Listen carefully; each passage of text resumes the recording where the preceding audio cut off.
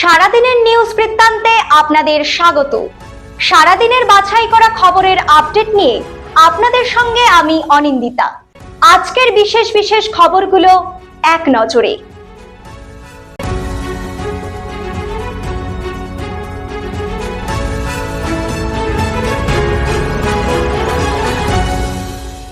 সারাদিনের নিউজ বৃত্তান্ত নিবেদন করছেন প্রিন্ট জুয়েলার্স, সোনা যা সর্বক্ষণে। Agnishwar jewellers, NS road, Raiganj. Shri Dhaka jewellers, Gitanjali cinema হলের বিপরীতে।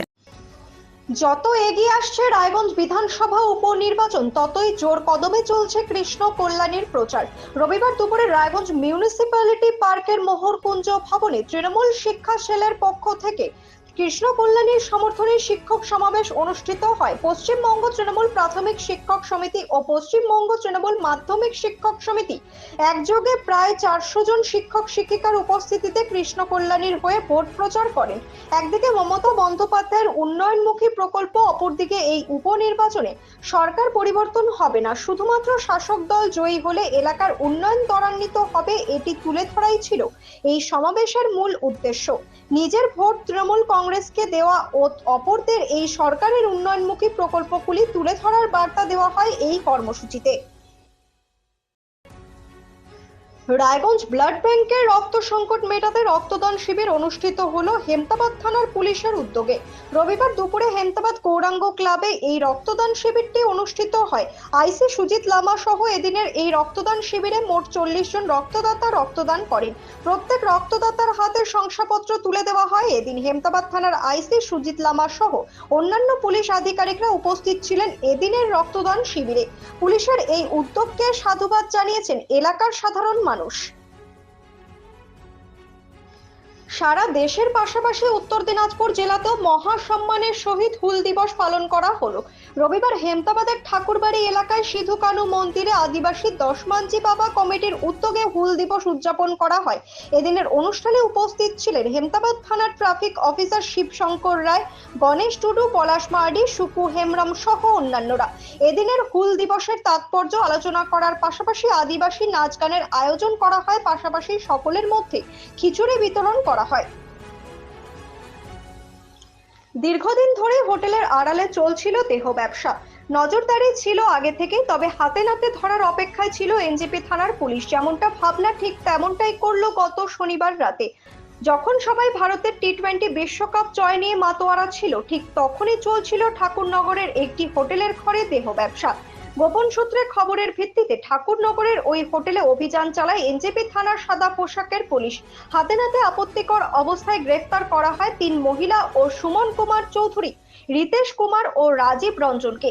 এরা 3 জনই পূর্ণিয়া বিহারের বাসিন্দা। ধৃতদের রবিবার জলপাইগুড়ি আদালতে পাঠানো হয়। ওয়েস্ট বেঙ্গল মেডিকেল কাউন্সিলের ভাইস প্রেসিডেন্টের আশ্বাসে পুনরায় ওপিডি চালু করতে চলেছেন জুনিয়র চিকিৎসকরা। প্রসঙ্গত, বৃহস্পতিবার রাতে রায়গঞ্জ গভর্নমেন্ট মেডিকেল কলেজ ও হাসপাতালে এক রোগীকে ভর্তি করাকে কেন্দ্র করে বচসা বাঁধে জুনিয়র চিকিৎসকদের সঙ্গে রোগীর পরিবারের। ওঠে চিকিৎসকদের মারধরের অভিযোগ পাল্টা অভিযোগের মধ্যে শুক্রবার থেকে ওপিডি বন্ধ রাখেন জুনিয়র চিকিৎসকরা। তাদের দাবি মানা না হলে তারা নিজেদের অবস্থানে অনড় বলেও জানান।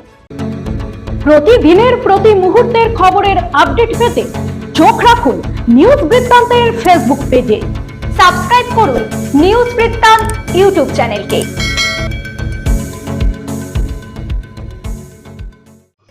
স্ত্রীর সাথে অবৈধ সম্পর্ক রয়েছে কাকাতো ভাইয়ের, এমনই সন্দেহের জেরে ভাইয়ের হাতের কবজি কেটে নিল দাদা ও জেঠু।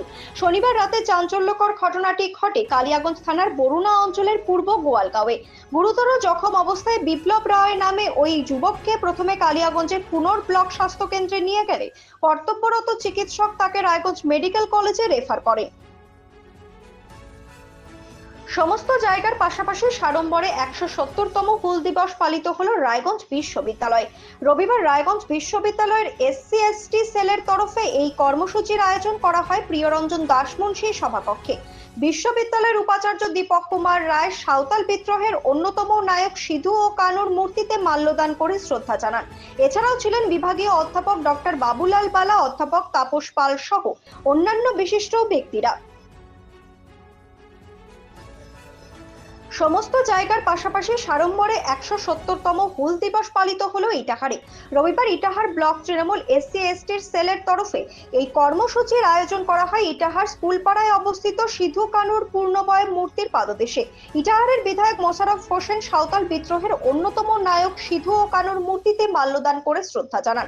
এছাড়াও ছিলেন তৃণমূল SC/ST সেলের ব্লক সভাপতি উপেন কিসকু, 2 জেলা পরিষদ কর্মাধ্যক্ষ সুন্দর কিসকু ও কার্তিক দাস, পঞ্চায়েত সমিতির সভাপতি রীনা সরকার সহ অন্যান্য আদিবাসী নেতৃত্বরা।